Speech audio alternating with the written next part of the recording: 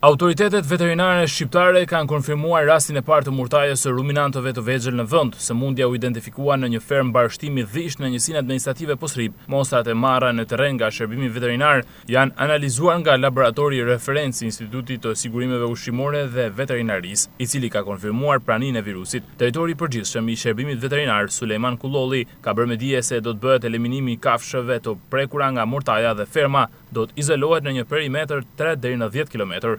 Sot bëhet eliminimi këtyre krerave në fermë dhe bëhet disinfektimi i fermës dhe ngrit grupet e punës për monitorimin e zonës 3 dhe 10 km.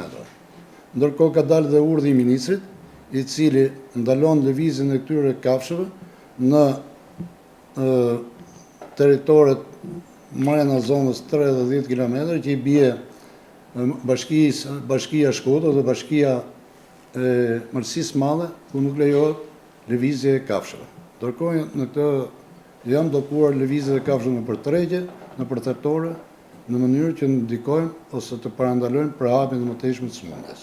Nga monitorimi i zonës dhe i gjithë rajonit të Shkodrës, nga shërbimi veterinar, kishim një indicje dje, me datën 4 i 5, dhe grupi i veterinarëve të shërbimit dhe të kontrollit të sektorit veterinarisë Shkodër u paraqitën në fermë, ku nga vizita në fermë ato nuk konstatuan shenja të kësaj sëmundje dhe ferma nuk paraqiste nga ana shkencore asnjë problem. Sigurisht që është një sëmundje infektive, virusale, kur faktorët që mund përhapen janë të ndryshëm, janë edhe ruminantët e egër, po edhe vetë njeriu mund të jetë faktor për prapë.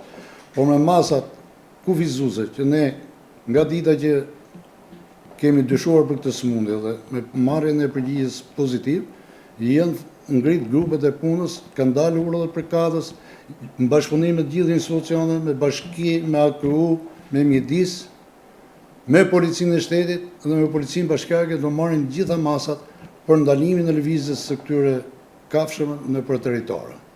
Në tregje, thertore, nga fermë në fermë.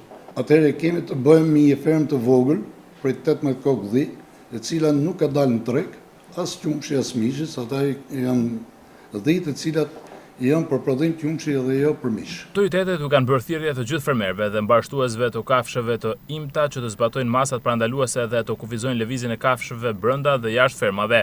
Në çdo rast të shfaqjes së simptomave të dyshimta duhet të njoftohet menjëherë shërbimi veterinar rajonal. Sëmundja në fjalë nuk transmetohet tek njerëzit dhe nuk paraqet asnjë rrezik për shëndetin publik.